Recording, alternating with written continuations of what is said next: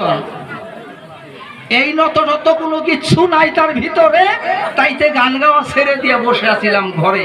বাসা বাড়ি ভেঙে গেছে 3 বছর হয়, এক পালা গানও গাই নাই। আজ নতুন করে আসলাম ওনার সাথে, ওনার মনটা আজকে আল্লাহ খুব ভালো করছে।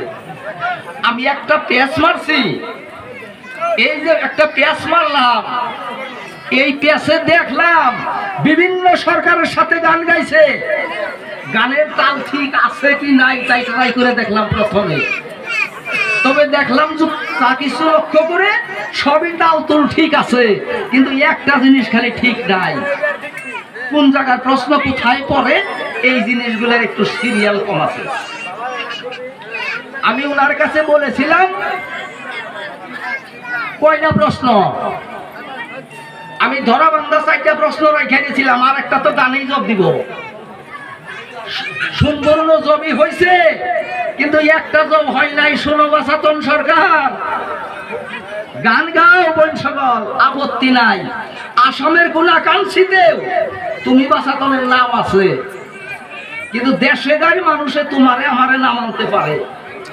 আজকে যদি 2 ভাই বলে গেতাম বিদেশে,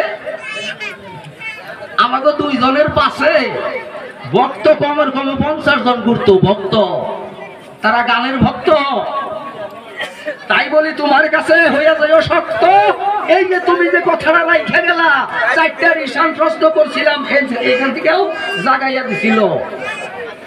এই রিশানের খবর জানে যারা, এই যে সম্মুখে বইয়ে রয়েছে তারা, মা মাসিরা জানে না। তাইতে করলাম কল্পনা যে বাসাতন একটুখানি আমি ট্রাই করে দেখি।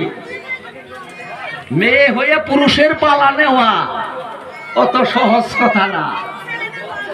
আমেনা সরকারের সাথে গান গাইবার যাইয়া মেয়ের ভার দিছিল আমারে, মেয়ের ভারে কথা কইতেছি, আমেনা যাইয়া কয় বুঝবা মজা, বুঝবা মজা। যাইবা যেদিন বাসর করে ওই দিন মাপস হইয়া ছাড়ুন তোমারে। ওদিন মাপ যতই চাও তালিবালি করে বাদ দিবার ভারী, কিন্তু যেদিন প্রসবের নাম উঠরে সেদিন তোর রক্ষা নাই। আমার বাবা বাইসা ছিল, আমেনার হাত ধরে কইছিল, মাগো আমার বেটারে জীবনে আমি আঘাত দিয়ে কথা কই নাই, আমার বেটার মনেও আমি কষ্ট দেই নাই, একটা উল্টা হাতের চর দেই নাই। তুমি মাগো আমার বেটারে অপমান কইরো না। হাত ধরে কইছিল। আমেনা হাইসা কয় এটা কবির পাল্লা, যদি আপনার বেটার সাফাই বল আছে সাইরা নিতে পারবো, আর যদি বল নাই তাহলে হাইরে দেব। তবে রিশান কোথায় উড়ে রে, এই রিশানের ঠিকানা জানতে পারলে তারাই মহামানুষ হয়েছে, আমানত তারাই ধরে রাখতে পারে। আর এই রিশানের খবর যারা জানে না, তাকে আমানতি কি আর বেআমানতি কি। তাই জিজ্ঞাসা করছিলাম তোমার কাছে, জানার চেষ্টা করো, এই কথার মীমাংসা দেওয়ার চেষ্টা তুমি করো। আশীর্বাদ করি তোমারে। যুক্তি করে কয় আমার ঠাই, তোমার 51টা নাম থাকতে 150টা নাম থাকতে তুমি কোন নামের অধিকারী আমি জানি।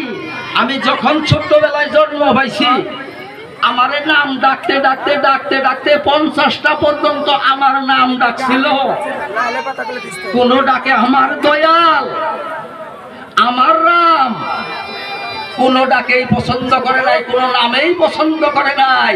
আমার দয়ালের নাম দিয়েছিল কি বনের বীর হনুমান। এই নামে আজ সারা বিশ্বের বাগানে আমার নাম প্রচারিত। যদি কইয়া উঠে হনুমান, কেউ আর তারে না চিনবার বাকি নাই। আর